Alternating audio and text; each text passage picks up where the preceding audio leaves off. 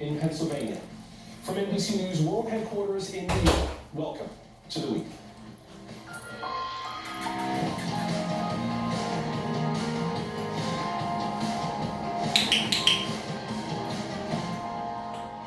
Today marks 2 weeks since Joe Biden was projected to be president-elect, 2 weeks in which President Trump has refused to concede and prepared to leave the White House, and 2 weeks since you and I have seen each other at this time on MSNBC. Good to be back.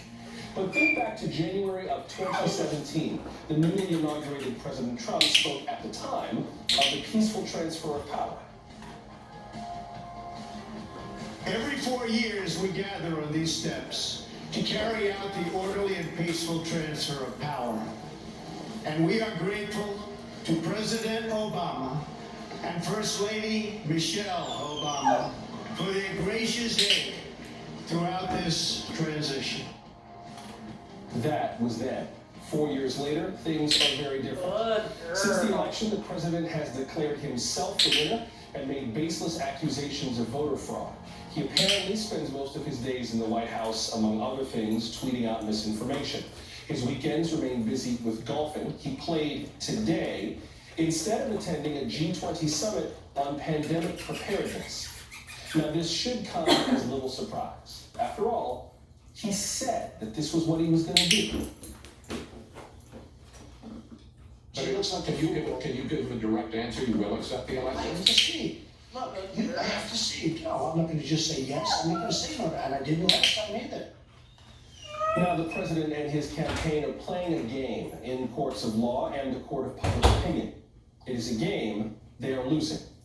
Tonight, a federal judge dismissed the Trump campaign's lawsuit seeking to throw out millions of legally cast ballots in Pennsylvania.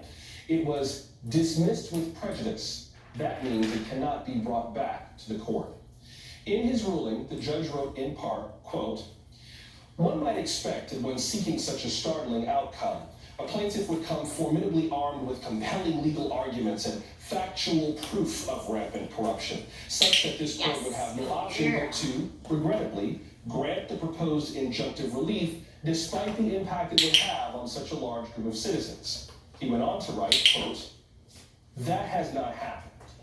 Instead, this court has been presented with strained legal arguments without merit and speculative accusations unpled in the operative complaint and unsupported by evidence.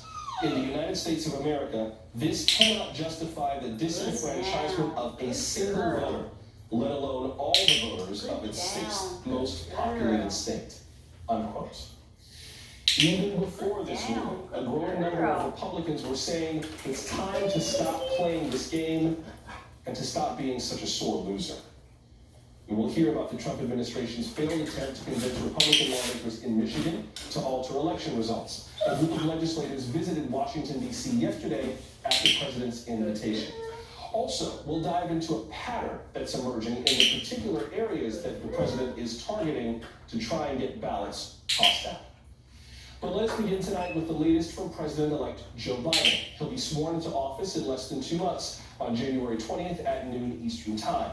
Today, Mr. Biden did not hold any in-person events. He spent the day in Wilmington, Delaware, at church and at home. And that is where we find NBC political reporter Ali Vitale joining us live. Ali, tell us more about how Mr. Biden spent the day today.